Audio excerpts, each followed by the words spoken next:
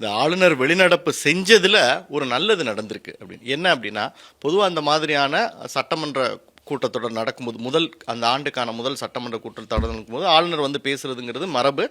ஆளுநர்கிட்ட என்ன கொடுப்பாங்க அப்படின்னா, அந்த அரசினுடைய சாதனைகளை கொடுப்பாங்க. கிட்டத்தட்ட அது ஒரு ரிப்போர்ட் கார்டு அப்படின்னு தான் சொல்லுவாங்க. என்னென்னலாம் பண்ணியிருக்காங்க அப்படிங்கிறத ஆளுநர் வாசிச்சு காட்டுவார்.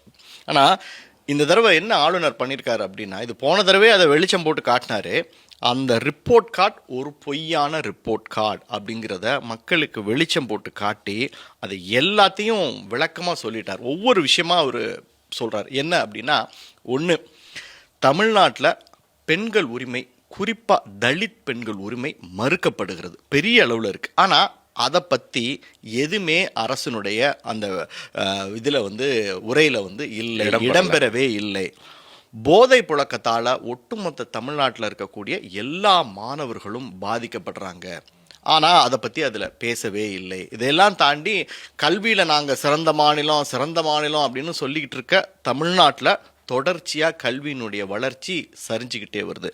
அதெல்லாம் தாண்டி இன்னொரு முக்கியமான விஷயம் என்ன அப்படின்னா, பல ஆண்டுகளாக உள்ளாட்சி தேர்தலே நடக்கலை தமிழ்நாட்டில்.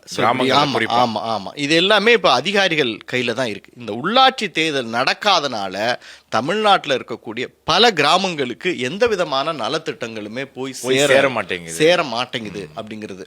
இன்னொன்று, தமிழ்நாட்டில் இருக்கக்கூடிய கோயில்கள், எந்த கோயில்கள்லையுமே இந்த அறநிலையத்துறை அறங்காவலர் குழு அமைக்கவே இல்லை.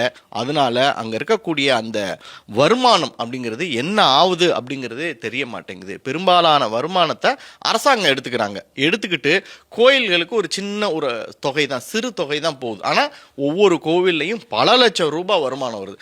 இப்படி ஆளுநர் எல்லாத்தையும் வெளிச்சம் போட்டு காமிச்சிட்டார்.